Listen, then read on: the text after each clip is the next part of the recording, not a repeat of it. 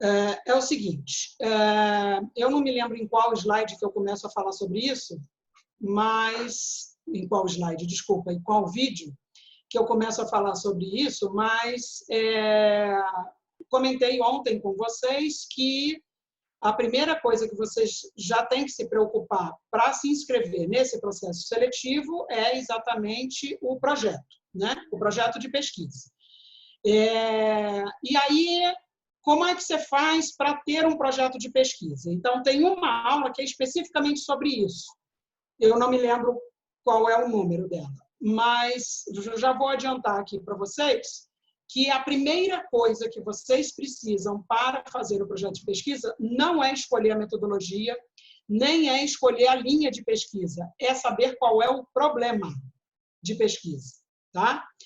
Todo o restante do projeto vai depender do problema de pesquisa. Então, você vai escolher a linha de pesquisa pelo seu problema de pesquisa, a metodologia pelo seu problema de pesquisa, a fundamentação teórica pelo problema de pesquisa. Tudo vai decorrer do problema de pesquisa.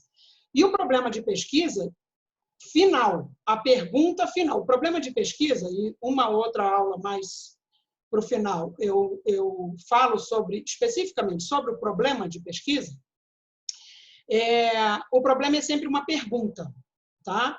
A maneira como você formula a pergunta vai determinar todas essas coisas. A metodologia, a linha de pesquisa. Por isso que ontem, quando a Ângela me perguntava alguma coisa sobre o que ela está na cabeça da ideia dela de projeto, ela falou, eu não sei se é linha 1 ou linha não sei o quê. Aí eu falei, depende da maneira como você vai formular a sua pergunta de problema, tá? O seu problema de pesquisa, a sua pergunta-problema. Dependendo do recorte, do enfoque que seja dado, vai ser o enquadramento na linha. E aí vai ser a fundamentação teórica, aí vai ser o conjunto de objetivos, aí vai ser a metodologia escolhida. Não dá para fazer essas definições antes. A primeira definição é a pergunta do problema. E a pergunta, o quanto mais recortada, o quanto mais objetiva, o quanto mais clara, o quanto mais definida ela estiver, tanto mais amadurecida ela será. Tá? Se a pergunta estiver ainda muito vaga, muito no campo assim da abstração, é uma coisa assim solta, sem que eu consiga determinar os elementos, eu também não vou conseguir fazer essas definições. A clareza da pergunta é a primeira e talvez o maior desafio, é o primeiro desafio e talvez o maior que vocês vão ter nesse primeiro momento. É muito difícil formular essa pergunta, tá? É uma tarefa assim que, enquanto vocês não tiverem com dor de cabeça, perdendo o sono, caindo o cabelo, irritado com quem estiver próximo, ainda mais nesses tempos de isolamento, vocês estão longe ainda de chegar no problema de pesquisa, entendeu? É uma coisa assim que tem que remoer, assim, refletir muito sobre aquilo, formular várias vezes, recortar, até você chegar no seu problema de pesquisa.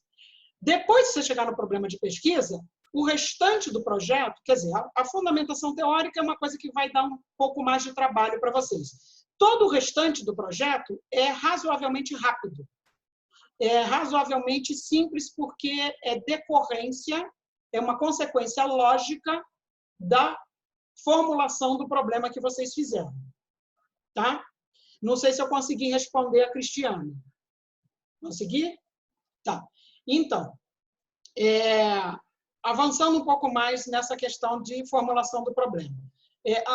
Houve alguém que me perguntou se havia... Isso também, essa pergunta é recorrente, né? Teve nas outras turmas também. Se haveria algum modelo de projeto ou algum modelo de ensaio que eu pudesse apresentar para vocês. Na verdade, não. O máximo de modelo que eu posso mostrar para vocês de projeto é o que está no próprio edital. Tá? Então, as partes que compõem o projeto, as partes necessárias que compõem o projeto, está no edital. vocês podem já olhar, embora vocês podem dizer, ué, mas o edital do Minder ainda não saiu, claro, ainda não saiu. Mas vai ser um copia e cola do edital de 2020, tá? Eu vou fazer uma experiência aqui, vocês vão me dizer se vai dar certo ou não, tá? Eu vou pegar a câmera e mostrar o caminho que vocês têm que fazer olhando no meu computador, na tela do meu computador. Vamos ver se vai dar certo.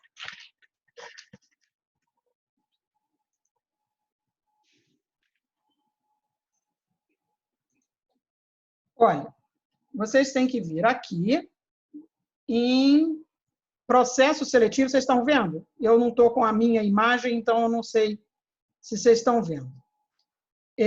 Aí está vendo aqui, ó, processo seletivo 2020, né, 2020. Aí tem essa página, abre essa página aqui, tá? Do programa de pós-graduação. Vocês vão baixar.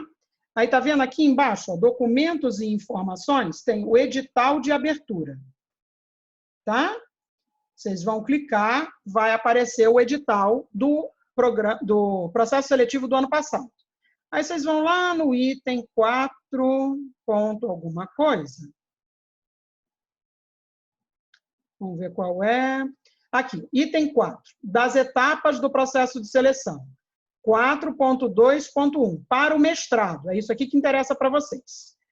Aí tem o ensaio, qual é a finalidade do ensaio. Tá vendo? Olha, o ensaio tem por finalidade permitir à comissão examinadora da linha de pesquisa. No caso de vocês, não vai ter uma comissão por linha. No caso, 5 comissões. Vai ser uma comissão só, com 5 integrantes, sendo um de cada linha de pesquisa, tá? Então, esta comissão examinadora avaliar a capacidade da candidato ou candidata em compreender e articular argumentos dos temas e da literatura nacional e estrangeira da linha de pesquisa. Então, vocês precisam saber qual é a literatura nacional e estrangeira que a linha de pesquisa trabalha, tá? E vocês têm que estar em consonância com essas correntes de pensamento. Senão, vocês vão ser mal avaliados, ok? Buscando se abranger as sublinhas de pesquisa nela englobadas. Se vocês não puderem, no desenvolvimento do ensaio, abranger todas as sublinhas, ou 2 sublinhas, são 3 sublinhas em cada linha de pesquisa. Se vocês não conseguirem, se só conseguirem abranger uma sublinha, isso não vai trazer tanto prejuízo, não. Essa parte de abranger as sublinhas de pesquisa não é tão fundamental, mas essa parte de literatura nacional e estrangeira das linhas de pesquisa, isso é muito importante, tá? Os temas serão publicados conforme as datas previstas no item 7 desse edital. Aí, qual é o cronograma? Deixa eu só mostrar isso para vocês, que eu comentei ontem. Lá o item 7 vai dizer cronograma de realização. Aí tem parte de inscrição, tarará. Tá vendo aqui, olha, 17/8/2019. Divulgação dos temas de ensaio para o mestrado, às 18 horas. 18/8, envio do ensaio até às 18 horas. Ok? Então, vocês terão 24 horas, a data vai estar aqui, tanto de divulgação dos temas, quanto a data limite, o horário limite, a data é o dia seguinte, mas o horário limite do envio do ensaio, tá bom? Então, vamos voltar lá para falar sobre o projeto. Depois eu volto aqui para falar mais sobre o ensaio. 4.2.1.2. Opa! O que aconteceu? Tá. 4.2.1.2. Projeto de dissertação. O projeto de dissertação tem por finalidade permitir à comissão examinadora da linha de pesquisa avaliar a capacidade do candidato, candidata, de escolher e definir um tema-problema relevante na linha de pesquisa pretendida. Então, primeiro você vai escolher o problema, tá? Formular essa pergunta. Aí, para fazer o projeto, eu faço como? Eu tenho que, no projeto, não pode ter indicação de autoria Você não pode colocar seu nome nem no texto, nem no arquivo. Quando a gente coloca aqui em si, coloca um PDF nessas plataformas, aí aqui em cima vem sempre o nome do arquivo, né? Então, nesse caso, é edital 2020, né? Um texto do Word, edital 2020. Se isso aqui fosse um projeto, poderia estar aqui, arquivo NA, mestrado UNB, .pdf. Eu não coloquei o meu nome, não fiz capa, não coloquei o meu nome aqui no texto, mas o nome do arquivo tem o meu nome pessoal. Pronto, eu já indiquei a autoria. Agora mesmo, eu estou no processo seletivo do Dinter e aconteceu isso com um candidato. Ele colocou o nome dele como nome do arquivo, o nome completo dele como nome do arquivo. Pronto, indicou a autoria. Foi desclassificado, tirou 0. Tá? Então, não pode ter indicação de autoria nesse projeto que vocês vão anexar, ok? E aí, vocês vão indicar lá no formulário, vai ter um campo próprio para você indicar qual é a linha de pesquisa que você está se candidatando, e aí, o que tem que ter no projeto? O tema da pesquisa, a justificativa, tá? E na justificativa você vai explicitar a relevância dessa pesquisa, o problema de pesquisa, e aí você pode fazer no mesmo item ou num item separado os objetivos e as hipóteses que você imagina que vão constar da sua pesquisa. O marco teórico, a metodologia, as possíveis contribuições da pesquisa para o desenvolvimento da linha de pesquisa e a relação do projeto, desse seu projeto, com os trabalhos acadêmicos já produzidos no âmbito do programa de pós-graduação, tanto pelos professores quanto pelos alunos. Esse item aqui, a existência de capacidade de orientação, vocês não precisam se preocupar, porque no caso do Minter, já terá 25 vagas disponíveis para vocês. Então, vocês não precisam se preocupar se tem ou não capacidade de orientação dos professores. Mas vocês deverão indicar até 3 professores que poderão ser os orientadores, quer dizer, um deles será orientador da dissertação de mestrado, tá? A justificação de conhecimento instrumental de idioma estrangeiro, no caso de vocês, é um só, né, porque é mestrado. Não estica a conversa nisso aqui, não, tá? Diz simplesmente, o candidato ou a candidata tem conhecimento instrumental de francês para realizar o mestrado, ou de inglês, ou de italiano, ou de grego, ou de alemão, ou do idioma que for. É autodeclaração, tá, gente? E se for mentira? Se for mentira, azar o seu. Se você depois tiver que dar conta de uma leitura em texto estrangeiro, você vai ter que dar conta. Mas quer dizer, então, que se eu disser que eu tenho conhecimento instrumental de francês, aí tem uma disciplina, o meu orientador quer que eu leia o texto em inglês, eu não sei inglês. O que eu faço? Se vira. Não tem outra coisa a fazer a não ser se virar, tá? Então, essa parte aqui de idioma é autodeclaração. Tem que ter um item no seu projeto que diga que você domina. Não precisa esticar, porque você fez curso, você tem certificado, não tem que juntar nada, não tem que provar nada. É só autodeclaração, ok? E a bibliografia básica para esse projeto, tá?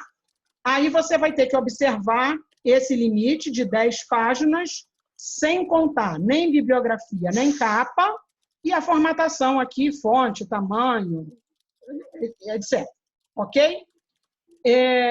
Bom, então, esses itens, se você me perguntar qual é o modelo de projeto, é isso aqui, que está nesse item 4.2.1.2 do edital de 2020, que você abre a partir desse link aqui no processo seletivo, na página do programa de pós-graduação, tá? Então, de novo, lá, edital de abertura, e aí abre aqui o edital. Ok? Bom, Acho que ficou meio pequenininho, mas espero que vocês... deixa eu ajeitar aqui. Espero que vocês tenham conseguido visualizar a página, tá? Deixa eu abrir de novo aqui o Zoom, que eu perdi. Peraí. Pronto. Bom, então, o modelo de projeto é esse. Tem que ter esses elementos, tá? Vocês podem ter esses elementos divididos da forma como está no edital, nesta mesma ordem, ou criar uma outra ordem. Aí, essa coisa da ordem não faz tanta diferença, não. Mas a maior parte dos projetos apresentados segue a mesma ordem do edital, ok? Com relação ao ensaio, também não tem um modelo. É como se fosse uma redação, tá? Agora, eu aconselho que vocês façam um texto com um título, quer dizer, vocês podem dar um título ou não. Vocês façam um texto com introdução, um outro trecho de desenvolvimento, que aí pode ter um subtítulo ou não, ou seja, só desenvolvimento dos argumentos, e um outro título final de conclusão. É um texto pequeno, porque o limite mínimo é de 3 páginas e o limite máximo é de 4 páginas, tá? Vocês devem citar autores nesse texto, e aí devem fazer essa citação com as regras de um artigo científico. Não é um artigo científico, porque se fosse um artigo científico, vocês teriam que fazer, no início, um resumo, depois traduzir esse resumo para um outro idioma, né? Fazer um abstract, tinham que fazer palavras-chave, aí tinham que ter também a tradução das palavras-chave. Não precisa nem de resumo, nem de palavra-chave, porque é um ensaio, ok? Mas essas regras de citação, de formatação, de ABNT, isso tem que ter igualzinho se fosse um artigo científico, tá? Então, todas as informações que eu passo para vocês nas aulas e nos slides sobre formatação e sobre produção acadêmica, se aplica ao ensaio, tá bom? Que mais que é importante dizer? Sim, como é que vocês podem se informar sobre a produção dos professores e dos alunos, né? Tanto os que estão cursando, quanto os que já terminaram, tanto mestrado quanto doutorado. Aí vou pegar a câmera e fazer outra demonstração aqui para vocês. É o seguinte, espera aí, deixa eu botar aqui o microfone aqui pertinho. É o seguinte, vocês têm que vir aqui, opa.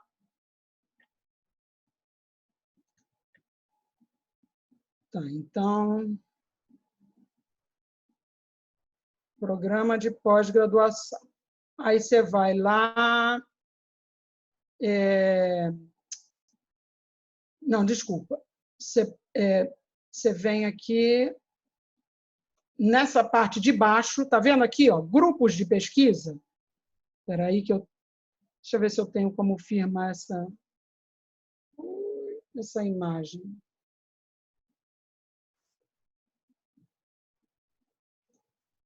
Tá vendo aqui que tem grupos de pesquisa? Você vem aqui nesse link, e aí aqui você vai ter todos os nomes dos professores do programa, tá? Ao lado do nome de cada professor, você tem um link, tá? Deixa eu pegar aqui do Marcos Fábio, Direito, Economia e Sociedade. Se você clicar, aparece esse site que é do CNPq, tá? Que é o Diretório dos Grupos de Pesquisa. Aí aqui não tem muita informação interessante, não, mas tem uma que é fundamental, que é essa aqui, ó, website. Aí tem um outro link. Você vai nesse outro link, olha só, aí abre o site do grupo de pesquisa. Aí tem um monte de informações, costuma ter texto, costuma ter links para outros lugares, e aí você começa a se inteirar de por onde vai esse professor. Aqui, ó, textos, tá? Abrir aleatoriamente. Então, aqui você tem um monte de textos, você tem informações, aí você pega, ó, livros, artigos acadêmicos, você começa a pegar um monte de... Opa, desculpa, gente.